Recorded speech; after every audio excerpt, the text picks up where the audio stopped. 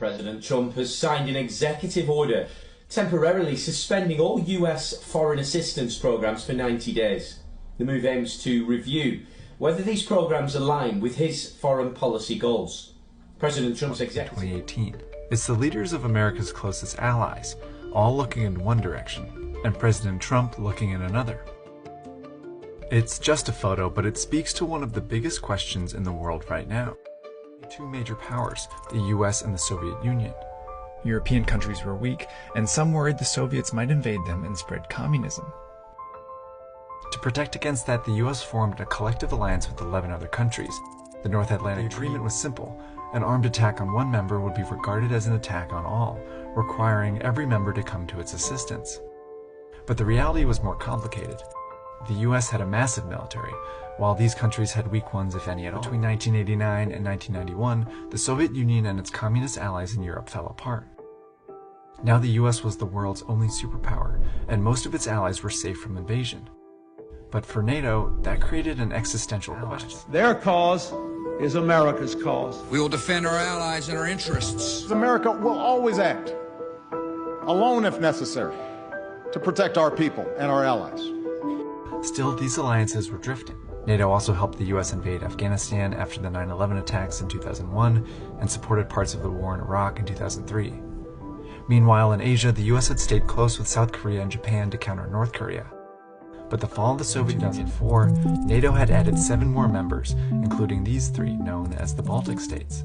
Leaders in Russia became concerned that NATO had reached its borders, and after NATO made plans to add Georgia and Ukraine, it decided to act. Russia invaded Georgia in 2008, then Ukraine in 2014, preventing either country from joining NATO.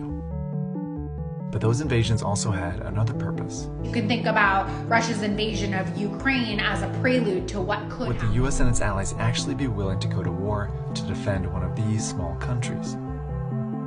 Over in Asia, China developed a similar strategy. Since the end of the Cold War, China has become the second biggest, and it built a military and missile stockpile capable of controlling this whole region. Both Russia and China have developed military strategies that seek to demonstrate to American allies that the United States can't protect them.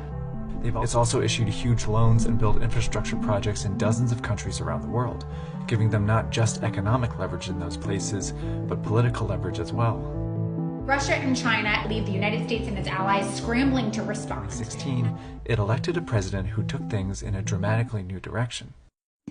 We've defended other nations' borders, subsidized the armies of other countries. It's going to be only America. President Trump's view was that many international agreements were inherently unfair to the US, and that the US could get a better deal by negotiating relationships with each individual country.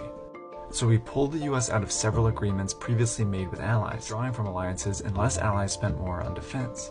NATO members must finally contribute their fair share and meet their financial obligations. Trump had a point. In 2016, many allies were still under their spending goals. Cooperatively with other nations to share our values and goals doesn't make America suckers. It makes us more secure. And he's running on a platform that would pull America's allies closer. Who's the first world leader you would reach out to?